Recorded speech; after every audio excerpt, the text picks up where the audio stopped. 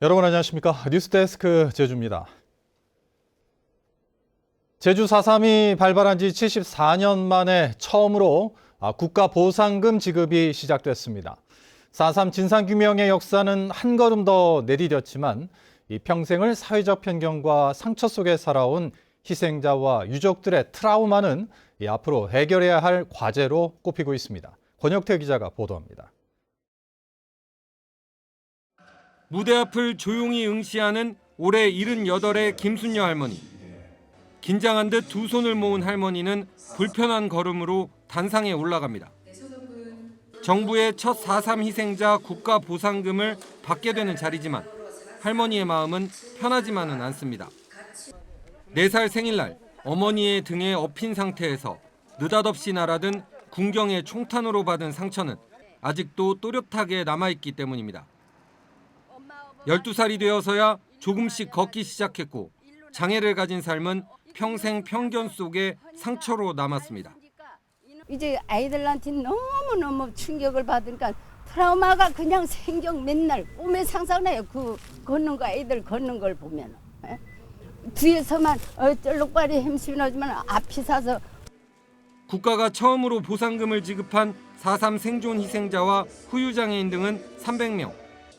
연말까지 1000여 명에게 지급될 예정인 가운데 4.3 영령들에게 첫 보상금 지급 소식을 고하고 지급 결정 통지서를 헌정했습니다. 오늘 첫 보상금 지급 결정을 시작으로 앞으로 4.3 희생자 모든 분의 보상금 지급 결정을 조속히 마무리하여 생존 희생자와 유족 여러분의 가슴에 응어려진 평생의 한을 회원하는 데 최선을 다하겠습니다. 더디지만 4.3의 완전한 해결을 향해 새로운 한 걸음을 내디딘 날. 70여 년 편견과 상처를 견디며 그저 평범한 삶이 그리웠다는 김순녀 할머니의 외침은 화해와 상생을 위한 앞으로의 과제가 무엇인지 우리들에게 다시 생각해보게 합니다. 돈 주는 것도 너무 반갑지만서도 이제라도 완벽하게 평범하게 해준다면 돈 필요 없어요. 나는 한번 예쁜 신 신어보게. MBC 뉴스 권혁태입니다. 대법원 판결로 사업이 중단된 서귀포시 예래휴양령 주거단지 사업에 대해 JDC가 사업 재개에 나서고 있는데요.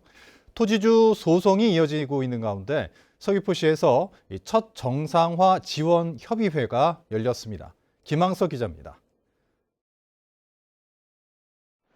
대법원의 인허가 무효 판결로 8년째 사업이 중단된 예래휴양령 주거단지.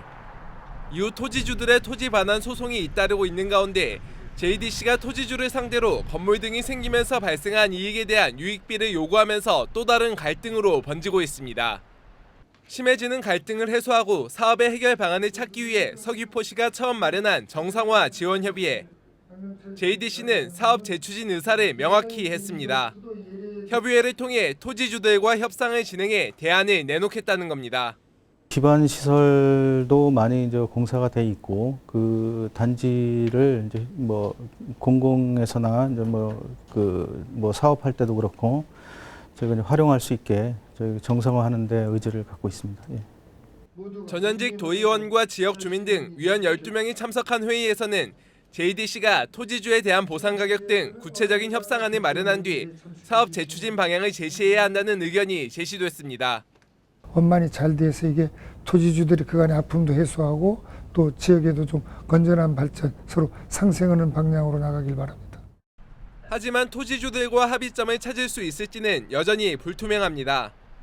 토지주 390여 명 가운데 170여 명이 JDC를 상대로 토지 반환 소송을 진행 중이고 일부는 시설물 철거 소송도 제기했지만 구체적인 협상안은 제시된 것이 없기 때문입니다. 그 JDC에서 그 협상안이 나오기를 지금 기다리는 중입니다. 딜레이 되고 있다는 것은 공기업으로서 그 역할과 책임을 못한다고 보면. 공사가 중단되면서 흉물로 변해버린 예래휴양령 주거단지 사업에 정상화 방안이 마련될 수 있을지 주목됩니다. MBC 뉴스 김항섭입니다. 제주 공공 하수처리 시설을 모두 지하화하는 현대화 사업이 추진되면서 이 고질적인 악취 민원이 완전히 사라질 수 있을지가 가장 큰 관심거리인데요. 그런데 다른 지역의 경우 모든 시설을 지하화한 뒤에도 이 악취 민원이 여전해서 또다시 시설을 보강했다고 합니다. 어떻게 된 일인지 박주연 기자가 현장을 취재했습니다. 경기도 안양과 군포, 의왕과 광명시 지역 등의 하수를 처리하는 박달 하수처리장. 넓은 축구장과 테니스장, 파크 골프장 등 체육시설은 물론 산책로까지 조성돼 있습니다. 지난 2017년 하수처리장이 지하화되면서 상부에는 주민들의 공원으로 이용되고 있는 겁니다. 체육시설도 생기고 산책로도 생기고 아주 그냥 주민들한테는 최고죠. 그런데 하수처리장이 지하화된 뒤에도 해마다 100여 건의 악취 민원이 접수됐습니다. 불과 10여 미터 떨어진 곳에 2천여 세대 규모의 아파트 단지가 새로 들어서자 이곳 주민들이 민원을 제기한 겁니다. 일시적으로 냄새나가지고 주민들이 이게 어디서 나는 냄새나 해가지고 하수 정말 처리장에서 나는 냄새라고 악취 비슷하게 났는데. 결국 안양시는 지난 2020년부터 주민들과 TF팀을 꾸리고 사업비 135억 원을 들여 추가로 악취 저감 사업에 나섰습니다. 하수처리장에 기존에 설치됐던 탈취기는 21대. 악취 민원을 해소하기 위해서 이곳에서는 올해 황화수소와 암모니아를 비롯한 악취를 제거하는 탈취기 4대를 추가로 설치했습니다. 또 악취를 배출시키는 통합 배출구의 높이를 추가로 10m 올리고 배출구 안에 송풍기 4대도 설치해 인근 지역에 악취가 머물지 않도록 했습니다. 주변 지역의 아파트보다는 더 높이 통합 배출구가 건설이 되어지면 훨씬 악취 민원에서 자유로울 수 있다고 생각을 합니다.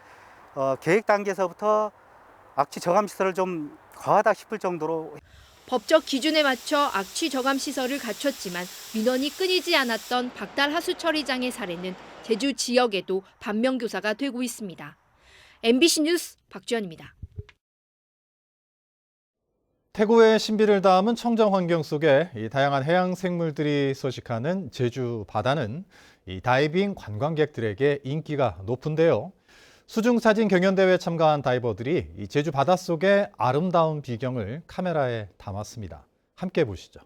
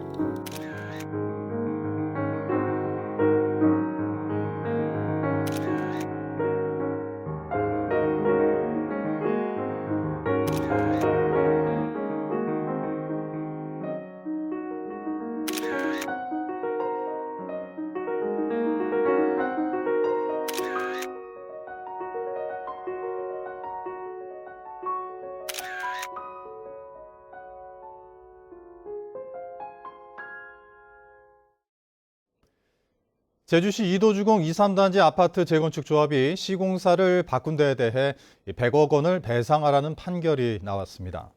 서울 서부지방법원 제11민사부는 재건축 조합이 입찰 공고와 다른 계약 조건을 변경하거나 새로운 조건을 추가하는 것은 이미 성립된 계약에 반한다며 기존 시공사인 현대산업개발과 한화건설에 예상 이익금을 배상하라고 판결했습니다. 오늘 아침 7시 반쯤 제주시 애월읍의 한 양계장에서 불이 났습니다. 이 불로 인명피해는 없었지만 양계장 한 동이 모두 불에 타 안에 있던 병아리 10,000마리가 폐사해 소방서추산 8,600여만 원의 재산 피해가 났습니다.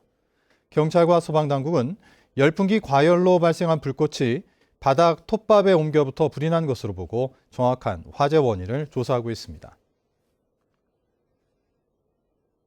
오늘 낮 12시 반쯤 서귀포시 토평동의 5층짜리 아파트 4층에서 불이 나 주민 3명이 연기를 마셔 병원으로 옮겨졌고 또 다른 주민 4명은 급히 대피했습니다. 경찰과 소방당국은 불이 시작된 세대에 거주자가 외출한 사이에 화재가 난 것으로 보고 정확한 원인을 조사하고 있습니다. 제주도 선거관리위원회는 6.1 지방선거와 관련해 교육감 후보 회계 책임자와 선거사무원 등 4명을 선거법 위반 혐의로 검찰에 고발했습니다. 이들은 선거사무원 2명에게 법정 한도액을 80만 원 초과한 수당을 제공하고 회계 책임자가 아닌 개인 통장에서 선거사무원 차량 유류비 등 220만 원을 지출한 혐의를 받고 있습니다. 제주 신화월드 카지노 횡령 사건의 피의자 중국인 34살 우모 씨의 구속영장이 기각된 가운데 경찰이 영장 재신청과 출국 정지를 검토하고 있습니다. 우 씨는 문제가 된 145억 원은 자신이 카지노에서 딴 돈이고 공범으로 지목된 말레이시아인 임원 임모 씨의 행방은 모른다고 주장했는데 경찰은 핵심 피의자인 임 씨를 검거할 때까지 145억 원의 압수 조치를 유지할 계획입니다. 제주 뉴스 마칩니다. 고맙습니다.